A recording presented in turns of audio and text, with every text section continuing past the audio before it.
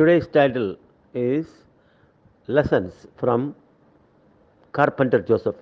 தச்சனாகிய யோசேப்பின் வாழ்க்கையிலிருந்து நாம் கற்றுக்கொள்ளக்கூடிய ஆவிக்குரிய சத்தியங்கள்.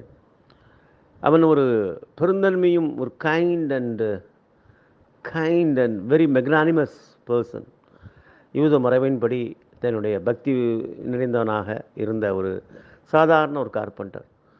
ஆனால் அவனுக்குள்ள ஒரு ஒரு கிரேட் குவாலிட்டி இருந்தது, தட் கைண்ட்னஸ் அண்ட் ஜென்டில்னஸ். தன் மனைவி கர்ப்பமாக இருக்கான்னு அறிந்தவுடன்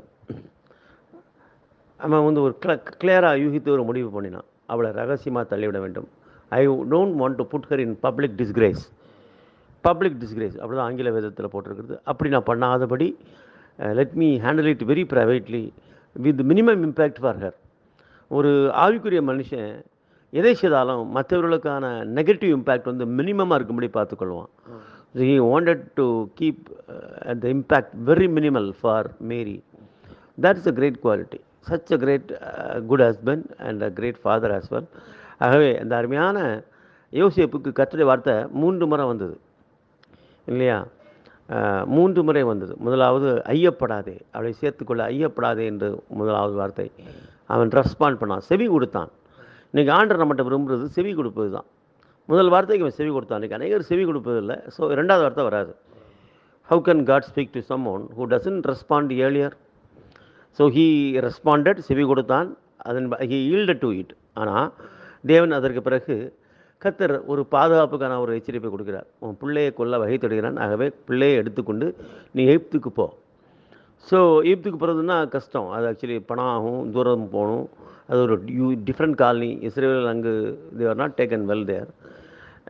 ஸோ ஒரு ஏழை சாதாரண மிடில் கிளாஸ் கார்பெண்டர் அங்கே போய் திருப்பி கார்பெண்டரி தொழிலை ஆரம்பிக்கணும்.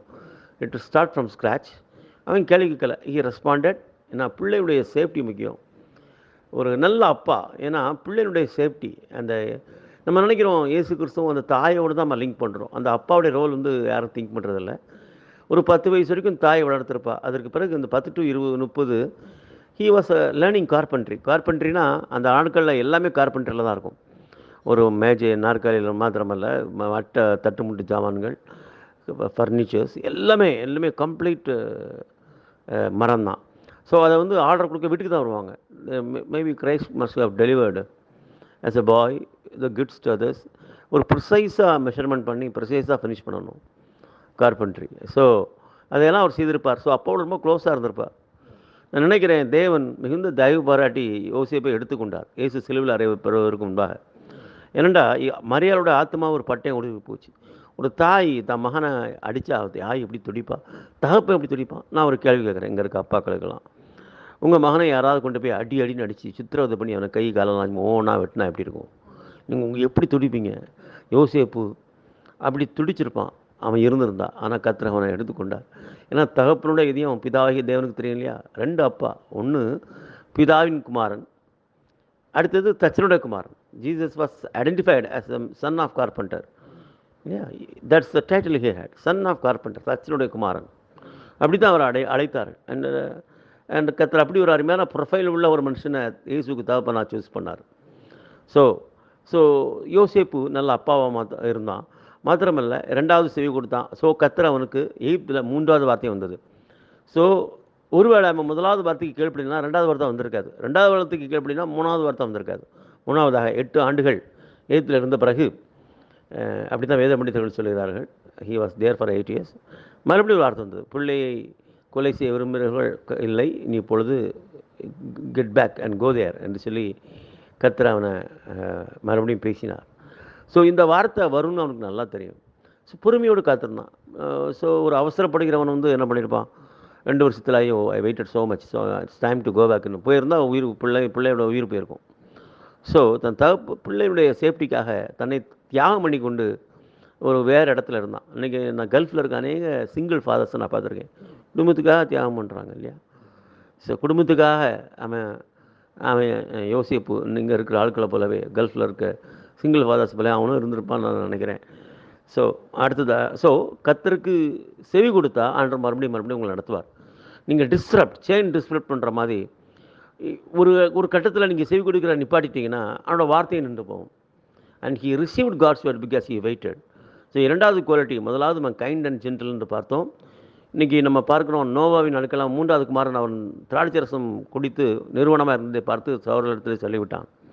And he got a wrath, he got he became black and the entire generation is black. So இன்றைக்கி காமனுடைய சந்தை தான் அன்றைக்கி இருக்க ஆப்பிரிக்கர்கள். ஸோ அப்படி ரகசியமாக வைக்கவே தேவன் விரும்புகிறார். ஒரு பப்ளிக் டிஸ்கிரேஸ், நம்ம கூட அதை பண்ணுறோம் இல்லையா? ஒரு காசிப் வரும்போது அதை அப்படி பாஸ் பண்ணால் you are bringing public disgrace to the person related to that gossip. ஒரு ஜென்டில்மேன் என்ன செய்வான், அதை இக்னோர் பண்ணுவான், அதை மறைப்பான். You will see that others are not put into heavy impact. Character assassination இதெல்லாம் வராதபடி மினிமல் இம்பேக்ட் கொடுக்குறவன் தான் ஜென்டில்மேன். இன்றைக்கி ஆவிக்குரிய கனிகளை 9 பார்க்குறோம். அந்த 9ஐயும் ஒன்றா பார்த்தா we can say you should be a gentleman, kind and gentle. இன்றைக்கி அப்படிப்பட்டவர்களை கிறிஸ்தவ உலகில் பார்க்குறது கொஞ்சம் அரிது தான். Very few R magnanimous. அதை பரலோகத்தில் இருக்கிற பிதா பூரண சர்க்குணராக இருப்பது போல் அந்த பூரண சர்க்குணராய் மெக்னானிமஸ் பெருந்தன்மை உள்ளவர்களாய் ஜென்டிலாக இருக்கிறவங்க ரொம்ப குறை தான். ஸோ இப்படியாக நம்ம யோசிப்பின் வாழ்க்கையிலே நம்ம பார்க்குறோம். So these are the wonderful lessons we learn from the carpenter Joseph. he was such a wonderful father. மாத்திரமல்ல அவர் நல்ல குடும்பம், 4 சகோதரர்கள் இருந்தார்கள். அப்படி தன்னுடைய குமாரனை அவன் இன்டர்ப்ட் பண்ணல. இயேசு கிறிஸ்து அந்த சின்ன வயசில் இருக்கும்போது அந்த பண்டிதர்களோடு வேத பண்டிதர்களோடு அவர் பேசிக்கொண்டிருக்கும்போது அவனை தொலைத்து தேடினார்கள். அவன் பார்த்தவுடன் he understood it. he was magnanimous, he understood it and he noticed. So அவனோட அழைப்பு வந்து அவர் போன பிறகு இல்லைப்பா நீ கார்பெண்டர் வேலையை தான் சொன்னோம் சொல்லவே இல்லை. அவர் அப்படி பெருந்தன்மையாக விட்டு கொடுத்தார். ஸோ அது ஒரு பெரிய quality. So we should let our children pursue their goals. So இது ஒரு லெசன் யோசிப் நடந்தது. மாத்திரமல்ல it's a man who obeyed government laws. குடிமைப்பு எழுதப்பட வேண்டும் என்னொன்று தன் அந்தந்த ஊருக்கு கிளம்பி போனதில் யோசிப்பும் ஒருவன். அரச கட்டளைக்கு கீழ்ப்படிந்த அவன் தேவ கட்டளைக்கும் கீழ்ப்படிந்தான். he followed all the Jewish protocols.